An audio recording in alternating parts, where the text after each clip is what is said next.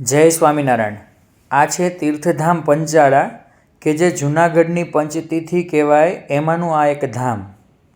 તો આ મંદિરમાં રહેલા દેવના દર્શન કરાવવું અને ભક્તરાજ ઝીણા બાપુના ઓરડાના દર્શન કરાવવું અને તેમાં રહેલી અનેક પ્રસાદીની વસ્તુ અને તેના સ્થાનના પણ દર્શન કરાવીશ।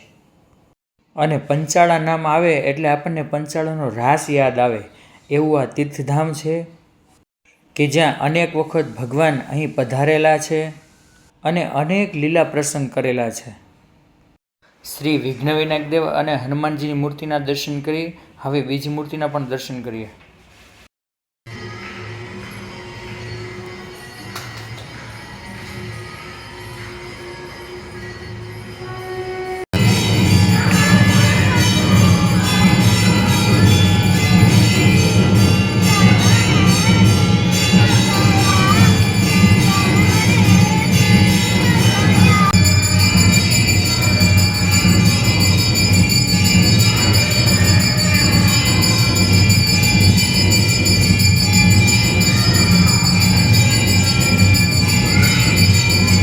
અને આ છત્રી લીંબ વૃક્ષની નીચે આવેલી છે કે જ્યાં ભગવાને અનેક વખત કથા, સભા અને વચનામૃત પણ વાંચેલા છે।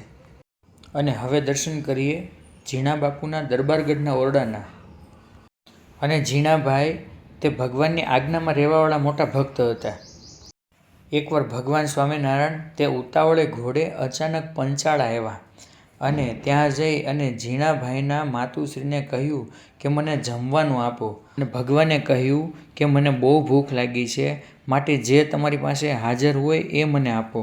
ત્યારે ખોરી જુવારના રોટલા તે ભગવાને ખાધા અને પછી ઝીણાભાઈને શ્રીજી મહારાજે પાસે બેસાડીને વાત કરી કે ઝીણાભાઈ હજી તો કપરો કાળ આવવાનો છે, તો તમારી પાસે જે પણ કાંઈ માલઢોર છે તેને વેચી નાખો અને મારા કહ્યા પ્રમાણે કરશો તો તમે સુખી થશો। ત્યારે ઝીણાભાઈના માતુશ્રીએ કહ્યું, ઝીણાભાઈ જેમ ભગવાન કહે છે તેમ એની આજ્ઞામાં રહ્યો। અને ત્યાર પછી બધા જ માલઢોર પશુધન વેચી અને એના પૈસા એવા અને એનું અનાજ લઈ લીધું અને કોઠારો ભર્યા। અને ત્યાર પછી જ્યારે કપરો કાળ આવ્યો ને ત્યારે એ ઝીણાભાઈ પાસેથી મોટા મોટા શેઠિયાઓ વધારે પૈસા આપીને પોતે અનાજ લઈ જતા અને એવા પ્રજાવત્સલ ઝીણાભાઈએ પોતાનું પ્રજાનું પણ ધ્યાન રાખ્યું અને કપરા કાળમાંથી પસાર થઈ ગયા।